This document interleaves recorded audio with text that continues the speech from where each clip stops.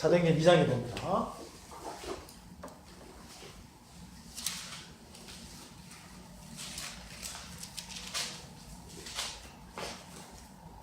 사도행전 2장 보겠습니다. 2장 14절부터 요거는 이제 여러분들이 나중에 읽어보세요.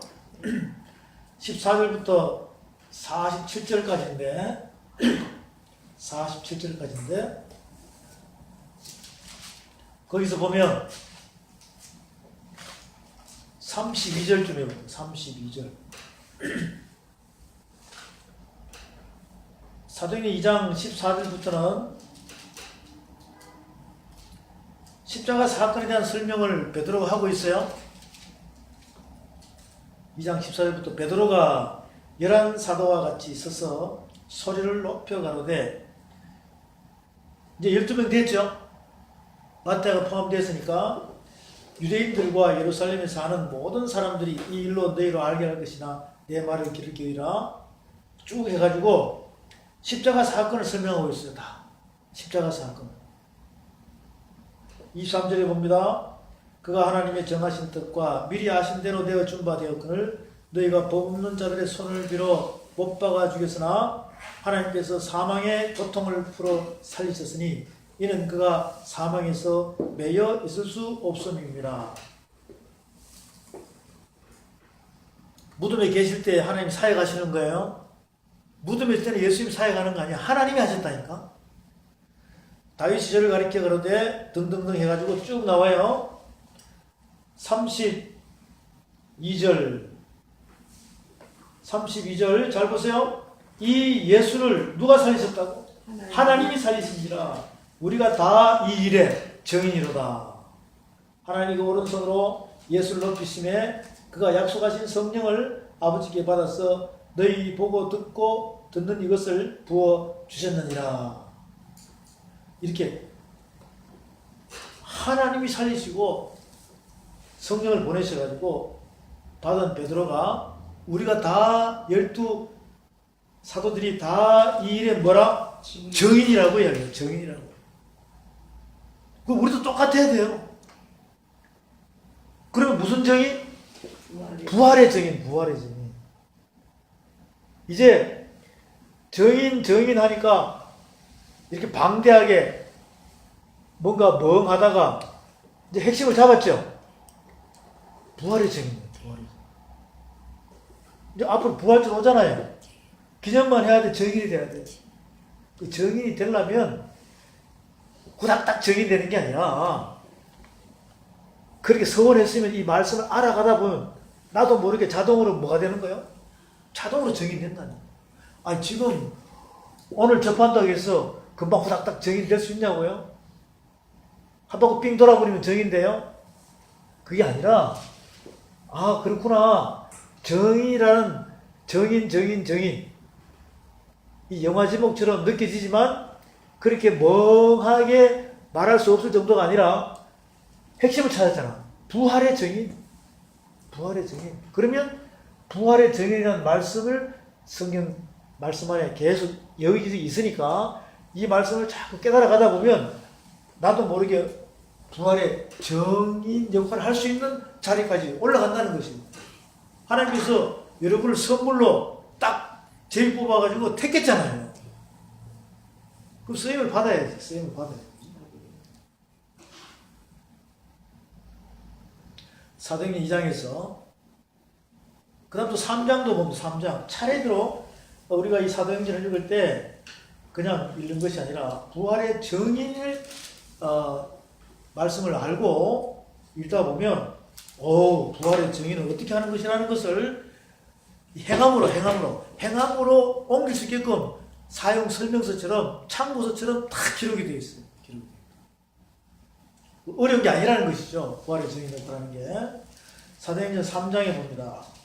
3장도 여러 가지 내용이 많이 나와요. 15절에 봅니다. 15절에 사도행전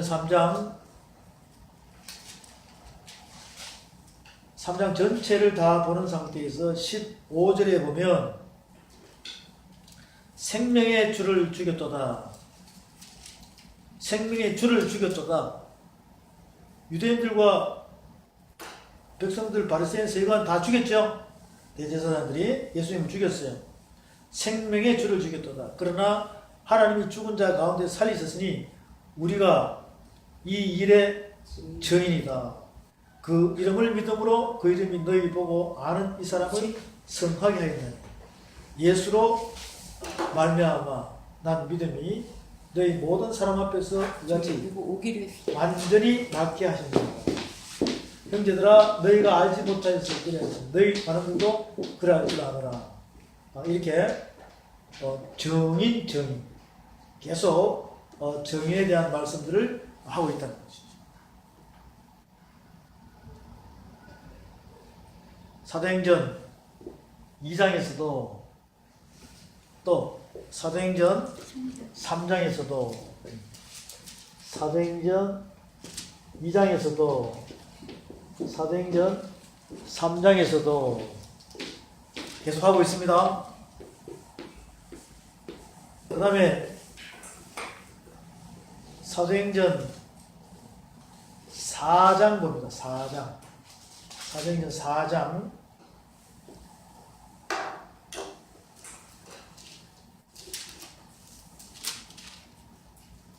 사도행전 4장입니다.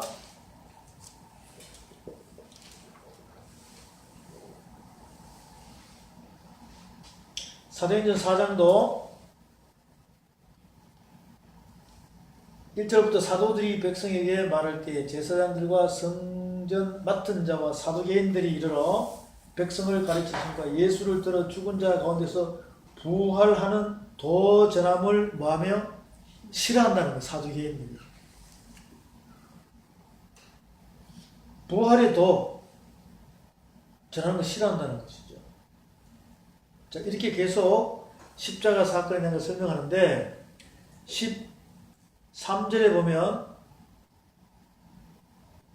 저희가 베드로와 요한이 기탄 없이 말하는 거고 그 본래 학문 없는 범인으로 알았다가 누가 학문 없는 범인이에요? 베드로가. 왜 학문 없는 범인이에요? 그때 배경에 보면 업으면 이런 학문이 별로 없어요. 그때도 신학교가 있었다고. 신학교가 있었다니. 바울 신학교 다녔잖아요. 가말리엘 문화생이죠. 그 베드로 학문 없는 범인. 그런 학문을 접할 수도 없었고, 또 글자도 확실하게 잘 모르는 그런 상태라 있는 학문 없는 베드로는 학문 없는 뭐라고요? 범인. 베드로는 학문 없는 범인. 결국은 학문 없다는 자체가 세상적으로는 없는데 영적으로는 성령을 받으니까 무슨 역할? 부활의 증인 역할. 부활의 증인. 지금 부활절이 계속 다가오고 있으니까 4월 21일이 부활절이에요. 부활의 증인이 돼야 되는데 기념식만 하면 안 된다는 거죠. 사도행전 2장, 사도행전 3장, 사도행전 4장도 무슨 증인? 부활의 증인이 됐어요. 지금 여기서는 베드로와 12사도들이에요. 베드로와 12사도. 이 일에 우리 모두가 증인 역할을 해야 된다. 그 증인 역할을 하니까 기적이 나타나요? 안 나타나요? 성전 미문 앞에 앉아있는 안전뱅이도 탁 일어서잖아요. 내게는 은도 금도 없거니와 나사렛 예수 이름으로 명하노니 일어나 걸으라니까 걸어버려요. 그러면 안전뱅이들 우리 김한준이나 안전뱅이 일으킬 수 있어요? 없어요?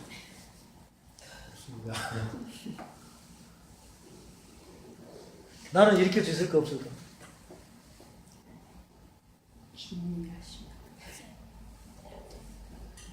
나는 많이 이렇게 봤어 안전뱅이.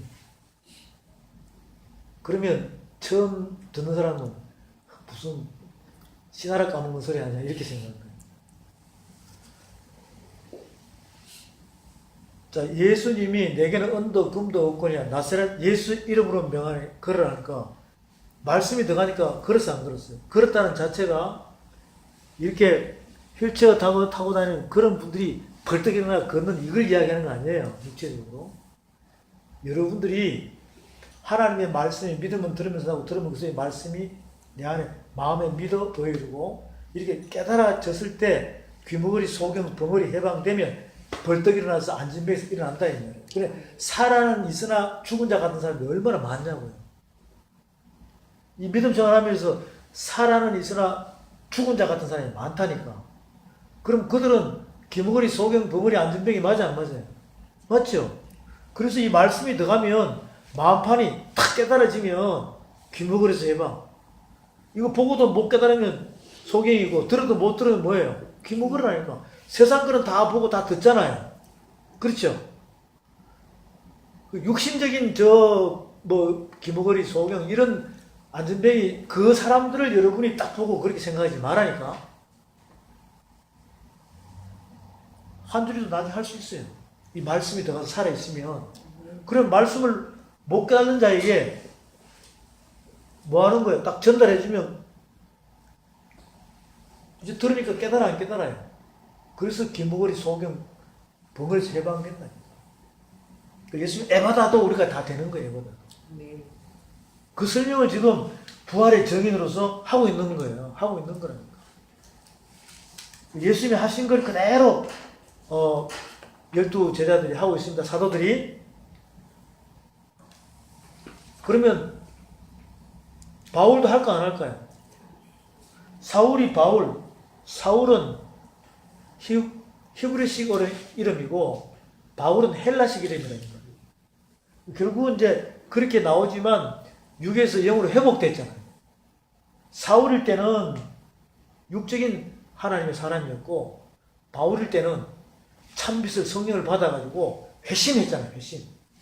그런 단계에서 베드로도 마찬가지죠. 고기 잡는 어부에서 사람의 어부로 바뀌었잖아요. 회심했다니까. 예수님 살아계실 때는 도망갔잖아요. 세 번. 부인하고. 근데 성령을 받고 나니까 도망갔어요. 부활의 증인 역할을 했어요. 그 장면들을 사도행전 2장부터 쭉 3장, 4장 계속 보여주는 거죠.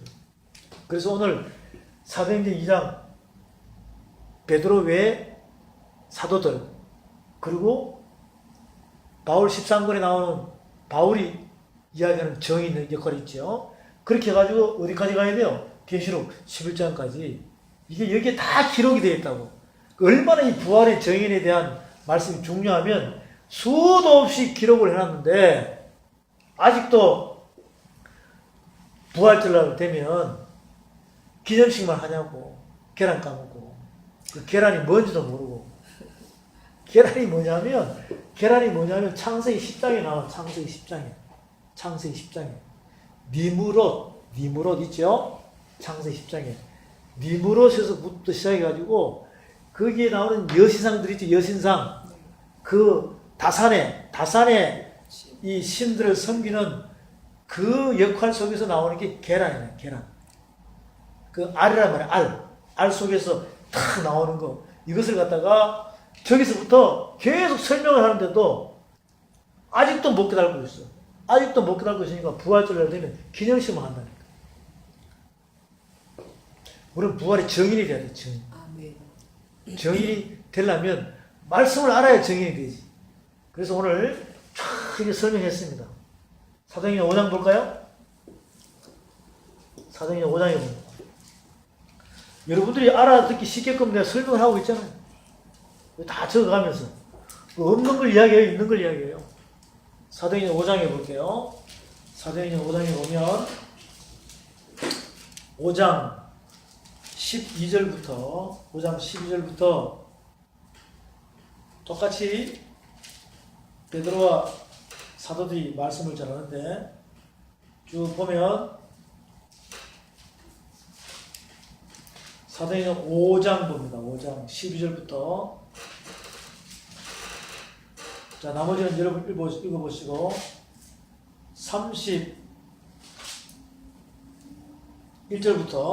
30절부터 너희가 나무에 달아 죽인 예수를 우리 조상의 하나님이 살리셨고 계속 똑같이 이야기가 나오죠. 유대 민족들이 서기관 바리새인 대제사장 이런 사람들이 죽였어. 그 누가 살리셨어? 하나님이. 하나님이 살리셨어요.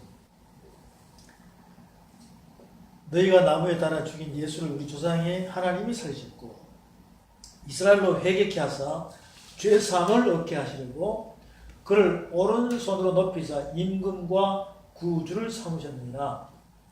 우리는 이 일의 증인이요 하나님이 자기를 순종하는 사람들에게 주신 성령도 그러하니라 하더라. 아멘. 조금 전에 요한복음 15장에서 성령께서도 이 일에 뭐라는 거예요? 증인이라는 거예요. 성령께서 그리스도께서 보혜사께서 우리 안에 오셔서 안 오셨어요? 오셨어요. 내가 이 일의 증인이다. 너도 뭐가 되라? 증인이 되라. 라고 그대로 설명하셨어요. 그러면 그 지상 명령을 이렇게 마태, 마가, 누가, 요한복음, 사도행 1장에서 지상 명령을 받았으면 나도 증인 돼야 돼, 안 돼야 돼? 요한복음 1장에서는 뭐라 그래요? 요한복음 1장에서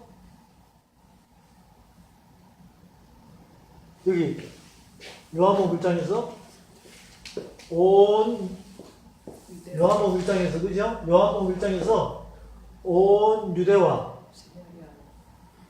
온 예루살렘과 유대와 예루살렘과 유대와 사마리아 어디까지? 땅 끝까지라고 그랬다고. 그런데 여기 보면 예루살렘도 알아. 이제 지도를 알고 또 여행을 했던 사람들은 성기순례 많이 갔다 왔잖아요. 유대도 안다니까. 면적이 얼마나인지. 사마리아 나라 몰라요? 그러면 이 전체 면적이 어느 정도 될까? 한준이. 전체 면적이. 이스라엘 전체 면적이. 폭이 한 2, 30. 서울 면적밖에 안 되는 거. 강원도 크기만. 강원도 크기. 강원도 크기만 한데 거기에 예루살렘도 있고 유대도 있고 사마리아도 있다고.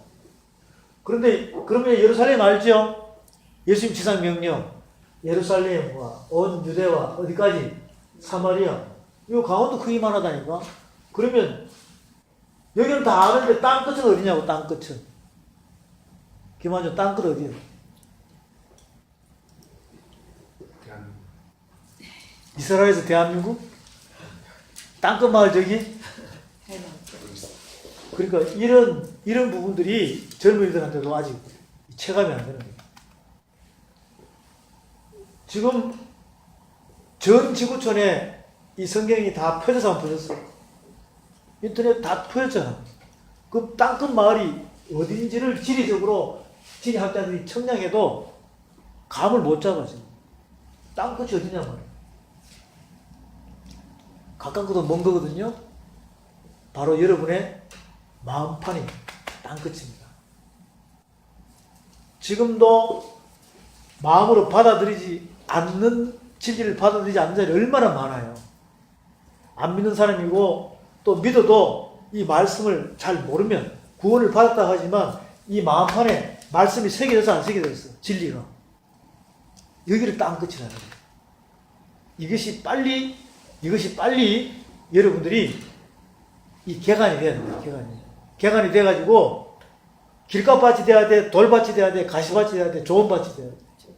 좋은 밭이 되어야 땅 끝까지 이 진리의 말씀이 사랑의 강물처럼 내 안에 적셔지고 회복되어서 부활의 뭐가 되라는 거예요. 정인 역할을 하는 거예요. 이렇게 해야 쓰임을 받을 수 있다는 거예요.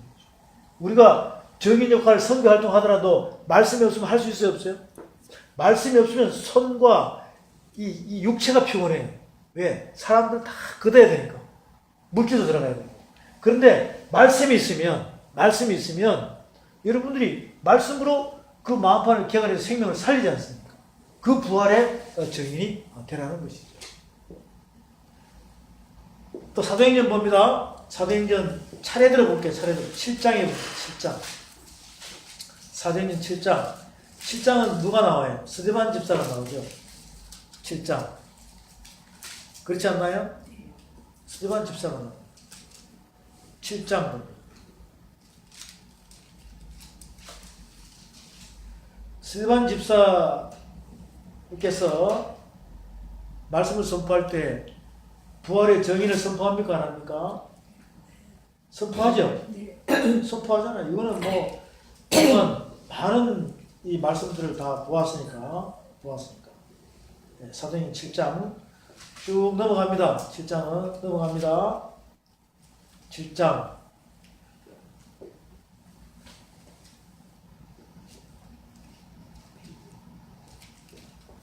자, 이것은 나중에 여러분도 읽어보세요. 네. 그렇죠. 7장 전체 다 읽어보면 여기에 정인된 상황을 쭉 다 설명해요. 그리고 22절 볼게요. 22절.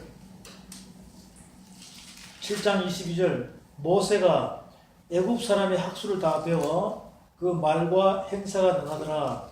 나이 40이 되매 그 형제 이스라엘 자손을 돌아볼 생각이 나더니 한 사람의 원통한 일당을 보고 보호하여 압제받는 자를 위해 원수를 갚아 애굽 사람을 쳐 죽였다 등등등. 모세에 대해서 여러분 말씀 교제하니까 모세도 적인 맞아 안 맞아요? 맞아요. 적인 맞죠? 네. 모세 오경은 다 누구에 대한 것이라고 그랬어요? 예수 그리스도에 대한 설명이라고, 나에 대한 기록이라고 그랬잖아요. 나에 대한 기록이라고 했다고. 자, 이렇게 사도행전 7장에서도 스데반 집사입니다. 스데반 집사. 성령을 받았어, 안 받았어요? 성령을 받았죠? 네, 스데반 집사.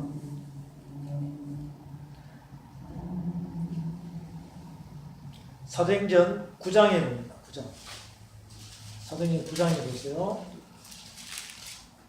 9장에 보면 사울이 바울임 돼야 안 돼요? 되죠? 네, 사도행전 9장에서 성령을 받습니다. 성령을 받아요. 그리고 아나니아를 통해서 회복이 되죠. 자, 15절 봅니다. 15절. 15절 보면 주께서 가라사대 가라, 이 사람은 내 이름을 이방인과 임금들과 이스라엘 자손들 앞에 전하기 위하여 택한 뭐라? 나의 그릇이. 나의 그릇이라. 택한 나의 그릇이라.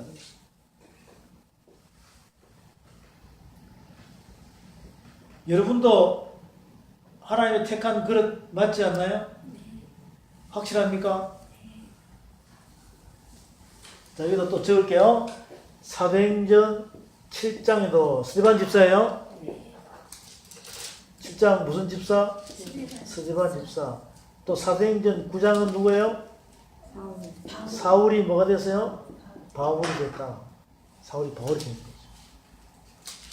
지금 앞에는 12 사도입니다. 여기에 수장이 누구냐? 베드로예요. 베드로. 그리고 처음부터 12사도가 이렇게 움직이다가 그 다음에는 스데반, 그 다음 또 누가 나와요? 사울, 바울 나오죠. 바울. 그럼 이분들이 성령을 받고 다 부활의 정인 맞아요, 안 맞아요? 다 맞죠? 오늘 저와 여러분이 정인에 대한 말씀이죠. 정인에 대한 말씀. 요한계시록 몇 장? 요한계시록 11장. 두 정인. 이 두 정인이 누구냐면 여러분이라니까요, 여러분. 그럼 여기서 나오는 두 정인은 예수님도 정인 맞아, 안 맞아요? 그리스도. 그 두 정인을 그대로 설명하고 있다니까. 그러면 그 두 정인이 누구한테? 나한테 들어왔으니까, 오셨으니까, 나도 정인이 돼야 돼, 안 돼야 돼? 그 돼야 되는, 되어야 된다는 자체를 죽어서 살아있을 때. 그런데, 지나간 부활절, 그 전에 부활절, 계속 앞으로 다가오는 부활절, 부활의 증인 역할을 해야 되는데 기념식만 하면은 그러다가 죽어버리면 증인 역할 할 수 있어요? 없어요? 없단 말이죠. 죽은 사람이 뭔 증인 역할을 해요? 그러니까 우리는 그동안 유전대로 내려온 무지한 그 상태에서 오는 부활절에 대해서 우리는 증인 역할을 해야 된다. 기념식 속에서 머물러 있으면 안 된다는 거죠. 여러분 계란 보세요. 계란이 삶아서 오면은 그게 살은 거예요? 죽은 거예요? 그게 증인이야? 기념식이야? 이런 걸 좀 우리가 잠에서 깨어나야 돼요. 잠에서 깨어나야 돼요. 그러기 위해서 말씀에 그걸로 다 비춰주잖아요. 구약에 보니까 에스겔도 예레미야도 이사야도 또 지금 모세도 증인이라니까. 이 모세 오경과 구약의 모든 것은 예수님께서 말씀하셨어. 다 누구에 대한 기록이라고? 나에 대한 기록이라고 예수님이 살아계실 때 말씀하셨다. 누가복음에서도 말씀하시죠? 요한복음에서도 말씀해야 하네요. 누가복음, 요한복음 끝에 보면 모든 성경은 나에 대한 이야기라고. 구약의 모든 성경, 모세오경, 선지서, 모든 역사서는 다 누구에 대한 것? 나에 대한 이야기라고 예수님이 말씀하셨다니까. 그러니까 모세도 증인, 이사야도 예레미야도 에스겔도 소선지서에 나오는 호세아, 아모스, 요엘 등등등 다 말라기까지 다 누구의 증인이라는 거예요?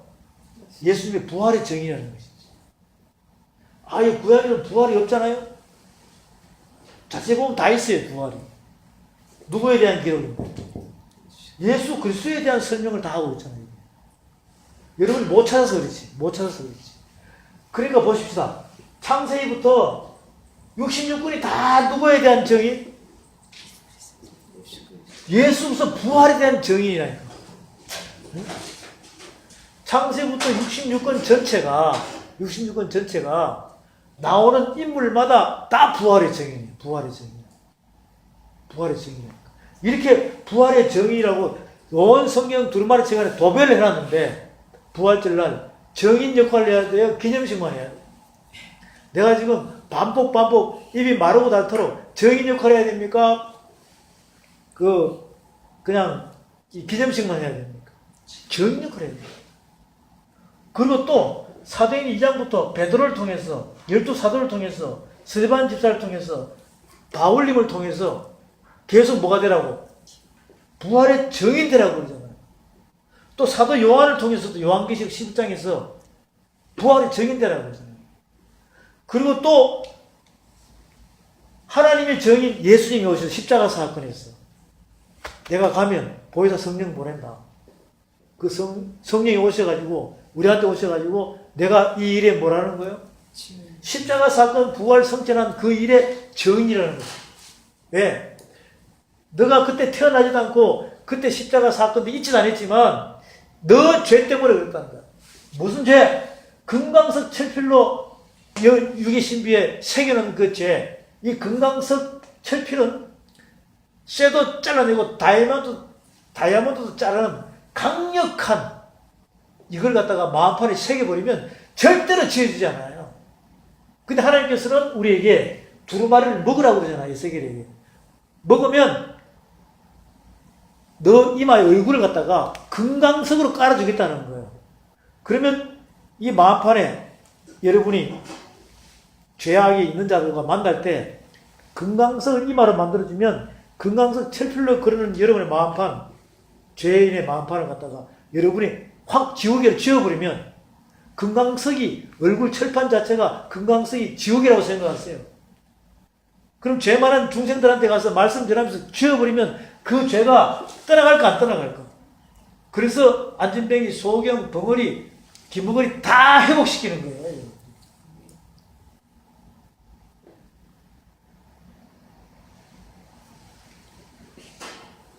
사도행전 10장에 보겠습니다. 사도행전 10장. 자, 여러분, 이것은 내가 억지로 하는 게 아니라 차례대로 보니까 사도들이, 예수님의 사도들이 부활의 증인 역할을 한 게 사도행전에 차례대로 기록되어 있어요. 그러면 이거 외워야 돼? 그냥 깨달으면 되는 거예요. 이렇게 깨달으면 돼요. 베드로도, 12사도도, 스데반, 바울님도 그랬고. 바나바는 그래서 안 그랬어요. 바나바도 그랬고, 마가도 그랬고, 똑같이 다 정인이 다 정인.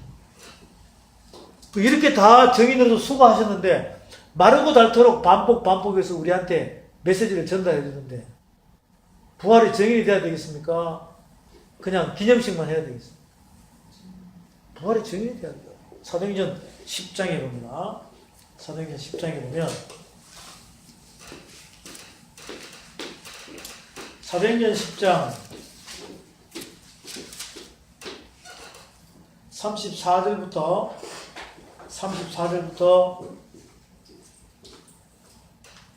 48절까지인데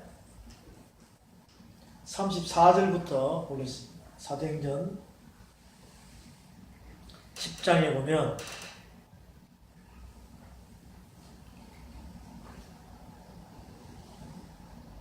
베드로가 입을 열어 가로되 내가 참으로 하나님은 사람의 외모를 취하지 아니하시고 각 나라 중 하나님을 경외하며 의를 행하는 사람은 하나님이 받으시는 줄 깨달았도다.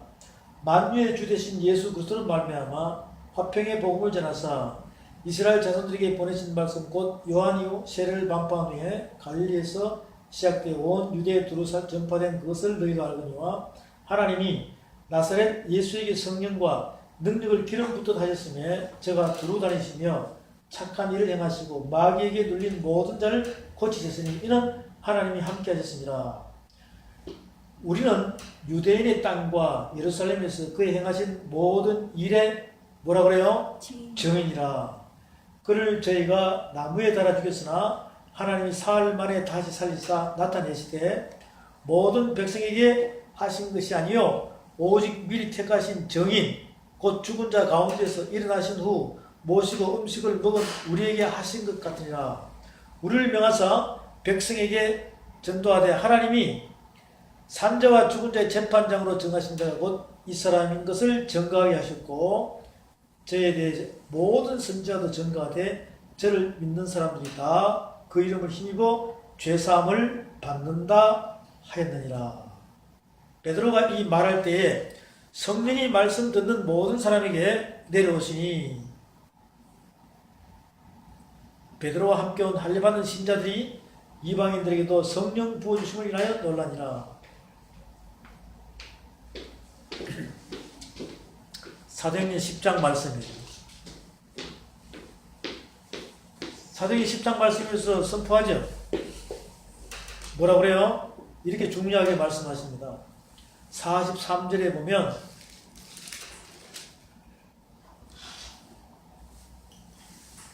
저희에 대하여 모든 선지자도 증거하되 저를 믿는 사람들이 다 그 이름을 힘입어 죄사함을 받는다 하였노라 말씀하시잖아요.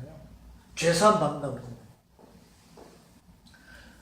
자, 이것을 다시 한 번 더 반복하면 이거예요.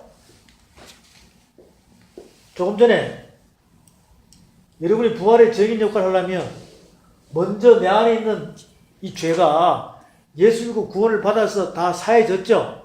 칭의함을 얻었잖아요. 칭의함을 얻었으면 내가 내 멋대로 살면은 됩니까? 안 됩니까? 안 되죠. 그러면 내 마음판에 또 다른 내 육신에 내가 내 멋대로 육신의 생각은 하나님과 원수가 된다고 그랬어요. 그것이 죄가 돼가지고 내 마음판에 이렇게 철필로 그려져 있다니까. 그럼 예수님이 요한복음 8장에서 뭐라 그래요? 너 죄 때문에 죽는다고 그러잖아요.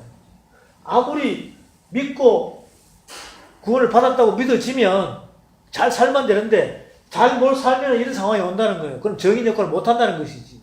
그러면 뭐부터 해결하라?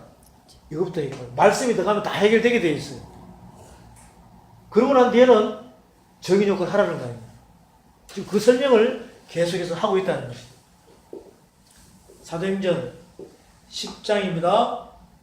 그리고 사도행전 12장에 또 봅니다. 12장. 사도행전 12장 보겠습니다. 12장 보면 거기 야고보가 나와요, 안 나와요? 야고보가 나오죠? 야고보는 살았어요, 죽었어요? 야고보 죽었다니까. 자, 12장도 여러분이 쭉 읽어보면 거기에 정인 역할 누가 했어요?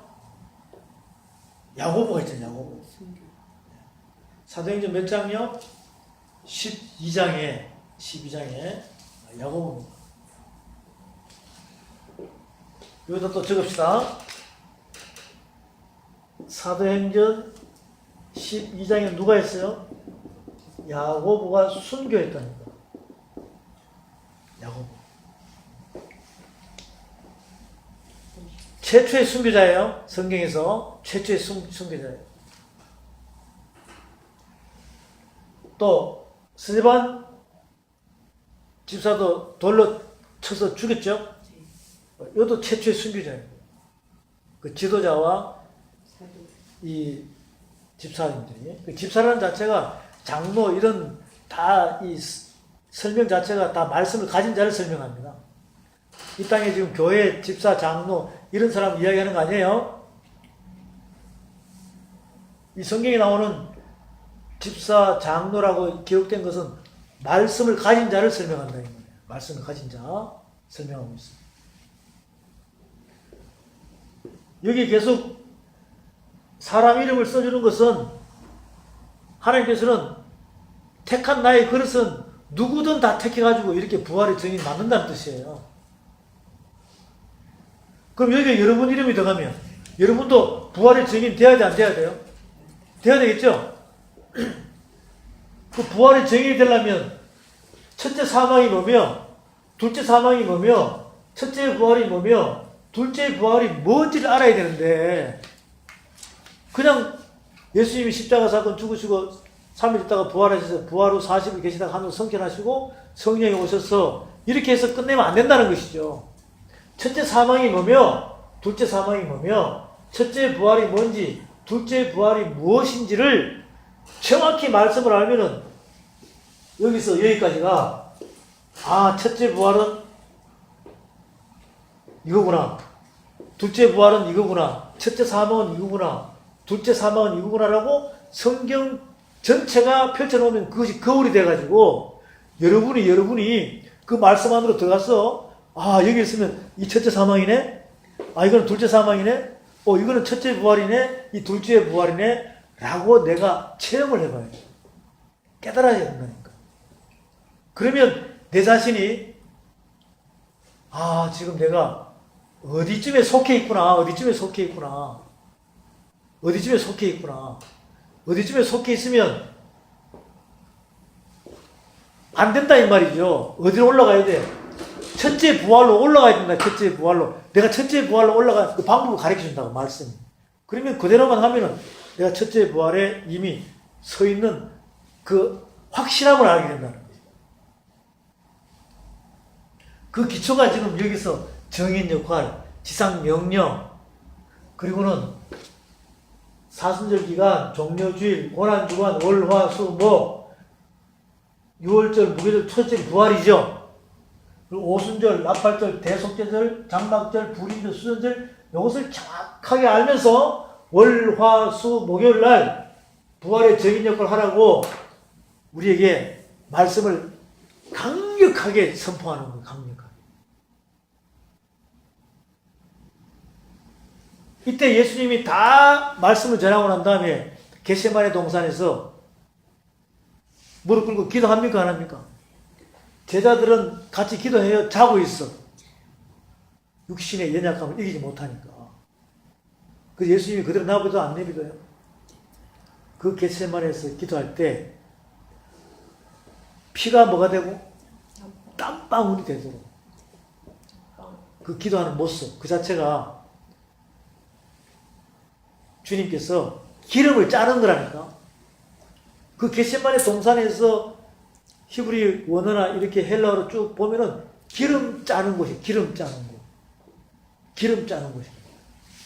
예수님이 태어난 장소는 유대 땅 베들레헴이에요. 떡집이 많은 곳이라고. 떡집이. 그게 히브리 원어 속에서 나오는 그 줄기라 이 말이에요. 그 떡집과 기름이라는 뜻이 뭘까요? 이게 물세례와 성령 세례를 의미하는 거예요. 물세례가 무슨 세례요? 성령 세례를 의미하는 거예요. 그 기름을 짜가지고 남겨놓은 게 마태, 마가, 누가, 요한복음이란 말이에요. 말씀이라 이 말이에요. 그럼 이 말씀을 우리가 모르면 기름 부음이 내 안에 임해져 안 임해져요? 성령이 임한 상태에서 이미 기름이 부어졌지만 이게 말씀으로 자꾸 차가지고 열매가 되는 상태에서 성령의 기름 부음이 이루어져야 내가 육에서 영으로 회복된 사람으로서 부활의 적인 역할을 할 수 있는 능력이 나타나는 것이지, 아직도 성령을 받고 있는 상태에서 젖먹이 상태로 있으면 능력이 나타납니까? 안 나타납니까? 젖먹이가 칼 주고 갑옷 입혀주면 맞아요? 안 맞아요? 어린애가 뭔 능력을 발휘해요?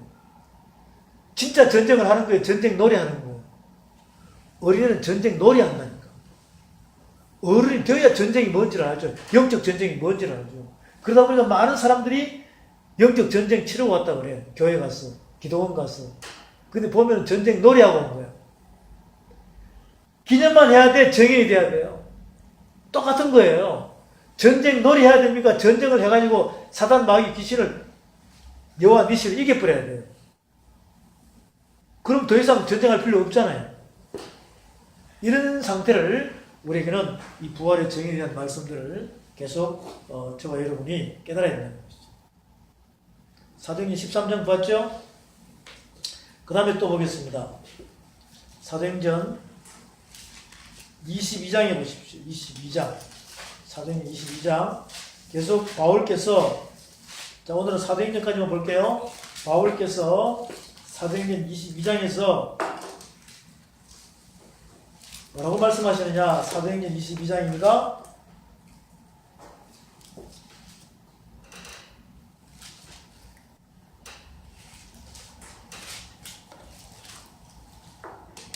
(22장 1절) 부형들아, 내가 지금 너희 앞에서 변명하는 말을 들으라 하더라. 저희가 그 히브리 방언으로 말함을 듣고 더욱 종용한지라 이어가르되, 나는 유대인으로 길리기아 다수에서 났고. 이게 바울의 고향이에요. 길리기아 다수가 어디쯤 있는지 아세요? 길리기아 다수가 어디냐면 여기쯤이에요. 여기쯤. 이 사마리아에서 터키 쪽으로 이렇게 올라가다 보면 길리기아 다수가 이쯤에 있다니까. 굉장히 멀어요. 이게 사마리아에서 두로를 거쳐서 시돈을 거쳐서 이렇게 계속 올라가는 거죠. 올라가면 터키 쪽으로 가는데, 그 터키에 있는 여기 길리기아 다소에서 태어났다. 다소에서 태어났어요. 아버지가 히브리인이에요. 그리고 또 그때는 사울 시대는 로마 시민권도 갖고 있었어요. 왜? 로마 시대가 장악을 했기 때문에 유대인들이 여기저기 흩어서 살고 있잖아요. 사도행전 2장에 보면 마가의 다락방에 성령이 임하니까 그때 절기 때잖아요. 무슨 절기? 오순절 절기 때니까 각 흩어진 유대인들이 여기 모여서 안 모였어요? 모였죠. 그래서 방언으로 막 각 나라 방언으로 하는 상태가 말씀의 영이 들어가서 그 사람들을 회복시키는 거죠. 지금 사울 같은 경우는 길리기아 다소 굉장히 멀어요. 여기 고향이. 나중에 바울 13권 할 때 정확히 이제 또다시 알게 됩니다. 길리기아 다소에서 났고 이 성에서 자라. 그 유대인으로서 길리기아 다소에서 났어요. 이 성은 무슨 성입니까? 예루살렘 성이라고. 가말리엘 문화에서 우리 조상들의 율법의 엄한 교육을 받았고, 오늘 너희 모든 사람처럼 하나님에 대하여 열심하는 자라. 내가 이 돌을 핍박하여 사람을 죽이기까지 하고 남녀를 결박하여 옥에 넘겨놓으니, 이게 사도행전 9장에 나와요, 안 나와요? 사도행전 9장에 나옵니다. 사도행전 9장에 나온다니까. 사도행전 9장에 나오는 말씀을 지금 반복하고 있습니다. 반복하고 있다.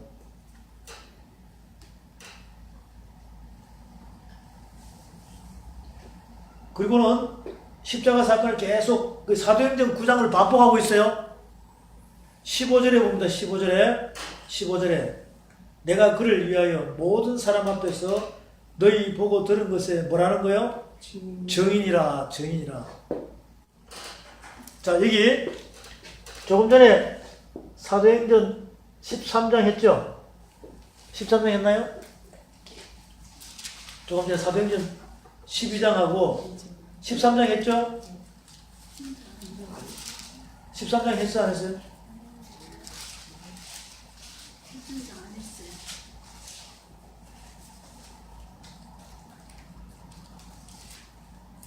아, 사도행전 13장 안 했구나. 13장 보면 13장 보세요. 사도행전 13장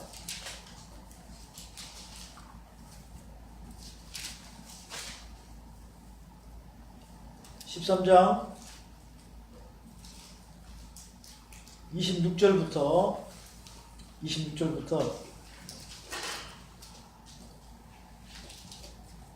자, 29절부터 볼게요. 26절부터 적어놓고 성경에 저를 가리켜 기록한 말씀을 다 응하게 한 것이라. 후에 나무에서 내려다가 무덤에 두었으나 하나님이 죽은 자 가운데서 저희를 살리셨느니라. 십자가 사건 맞죠? 네.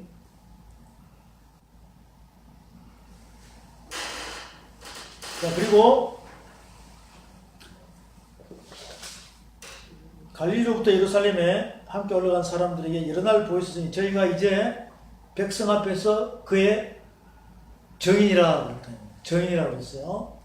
우리도 조상들에게 주신 약속을 너희에게 전파하노니 곧 하나님이 예수를 일으키사 우리 자녀들에게 이 약속을 이루게 하셨다 합니다. 시편 둘째 편에 기록한 바와 같이 너는 내 아들이라 오늘 너를 낳았다 하셨고 등등등 십자가 사건에 대한 설명을 쭉 해놨습니다. 사도행전 13장 또 사도행전 22장 지금 여기 사도행전 9장 있죠? 여기 보세요. 9장을 22장이 다시 재현한 거예요. 재현했는데 요 9장하고 22장은 또 틀려요. 왜 틀리냐면 사건 주변이 틀린다고. 주변 상황이 틀린다 이 말이거든요. 사도행전 9장은 어떤 상황이에요? 여러분이 이제 읽어보시면 예수 믿는 자를 잡으러 어디로 가다가 외국 성까지가 다메섹 가다가 참빛 받은 성령 받으신 거고 사도행전 22장은 성령을 받고 난 다음에 간증하는 거지. 간증하는데 어떻게 간증하느냐? 모함을 당해가지고 죄인으로 붙잡혔어. 그래서 이렇게 천부장 앞에 또 로마 총독 앞에 이스라엘 본부랑 앞에 재판할 때 증인 역할을 하는 상태로 설명하고 있습니다. 자, 26장 볼게요. 26장 봅니다. 26장 보고 마칩니다. 26장 사도행전 26장이에요. 사도행전 26장 말씀 보면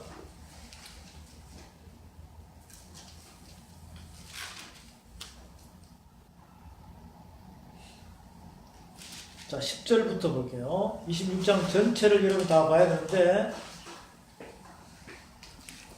예루살렘에서 이런 일을 행하여 대제사장들에게서 권세를 얻어가지고 많은 성들을 목에 가두며 또 죽일 때 내가 가편 투표를 하였고 똑같이 사도행전 9장에 있었던 상황을 설명합니다. 또 모든 회당에서 여러 번 행벌하여 강제로 모독하는 말을 하게 하고 저희를 대하여 심히 격분하여 외국 성까지도 가서 핍박하였고 그 일로 대제사장들의 권세와 위임을 받고 다메섹으로 갔나이다. 13절 다 같이 선포합니다. 왕이여 때가 정오나 되어 길에서 보니 하늘로서 해보다 더 밝은 빛이 나와 내 동인들을 둘러 비치는지라. 이게 사도행전 9장에서 하늘에서 빛을 받았죠. 하늘에서 빛을 받아가지고 그 빛 자체가 뭐냐면 여러분이 성령 받은 거 똑같아. 예수 믿고 구원받을 때 성령 받은 거랑 똑같다니까. 근데 그 표현을 어떻게 하느냐? 사도행전 26장에서 무슨 빛이라 그래요? 해보다 더 밝은 빛이라고 그러잖아요. 그러면 이것이 무슨 빛이냐면 참빛이에요. 무슨 빛요? 참빛. 이게 그리스도 말씀으로 성령이 내 안에 오셨다는 거예요. 성령이. 지금 그 설명을 사도행전 22장과 사도행전 26장에서 한다고. 사도행전 9장에서는 빛을 받았죠. 그렇죠? 하늘에서 호련히 뭐가 비쳤어? 빛이 비쳤다고 그랬다고. 그런데 사울이 사흘 동안 식음을 전폐하고 세상을 볼 수 있었어요? 없었어요? 그런데 누가 가서 안수하라? 아나니아 가서 하라. 아나니아. 그러면 사도행전 9장에 나오는 아나니아하고 사도행전 이 아나니아와 삽비라 있죠. 아나니아와 삽비라가 사도행전 그 5장에 나와요, 안 나와요? 성령 해방적인 아나니아 삽비라 나오죠. 그 5장에 나오는 아나니아하고 9장에 나오는 아나니아는 틀립니다. 예. 창세기 4장에 나오는 에녹하고 5장에 나오는 에녹하고 같아요, 틀려요? 틀리죠. 그것처럼 요 아나니아를 잘 구분하시라고 또 이렇게 해서 지금 사도행전만 보더라도 이렇게 부활의 정인 역할을 하는 인물들이 나오면서 부활의 정인 역할을 하는 게 내용이 틀려요. 똑같아요. 똑같죠. 그래서 베드로가 부활의 정인의 역할을 하면서 말씀을 선포하니까 성령을 받은 죄사함을 받은 사람이 몇 명? 3,000명. 또 스데반 집사, 야고보, 바울이 말씀을 선포할 때 부활의 정인 역할을 할 때는 죄사함의 권세가 일어난다는 것입니다. 죄사함의 권세가. 그래서 우리는 지금 이 시대에 이 부활의 정인 역할을 하려면 말씀을 깨달아, 말씀을 알아야 된다는 거예요. 말씀을 모르면 절대로 부활의 정인 역할을 할 수가 없어요. 그러면 계속 기념식만 하는 상태에서 여러분들이 머물러 버린다는 것입니다. 이제 또 다음 시간에는 이제 고린도 전서 등등등 바울 13권에 대해서 계시록까지 이 정인, 부활의 정인 역할을 하는 말씀을 찾아보면서 또 여기에 십자가 사건 전체를 묶어놓으라고 그랬죠, 이거. 7대 절기하고 월, 화, 수, 목, 고난 주간에 말씀 선포하는 거. 이런 것들 자꾸 깊이 들어가야 된다는 것입니다. 오늘 우리가 하게 나오는 이 부활의 정인, 요한계시록 11장 두 정인의 말씀을 함께 보면서 성경에 나오는 하나님의 왕같은 제사장들을 통해서 이 부활의 정인 역할을 해야 되지. 기념식을 해서는 안 된다는 말씀들을 오늘 함께 나누었습니다. 여러분 모두가 부활의 정인 되시기를 주의 이름으로 축원드립니다. 아멘. 기도하겠습니다. 사랑이 많으시고 자유로우신 하나님, 오늘 이 예배에 시정일관 부활의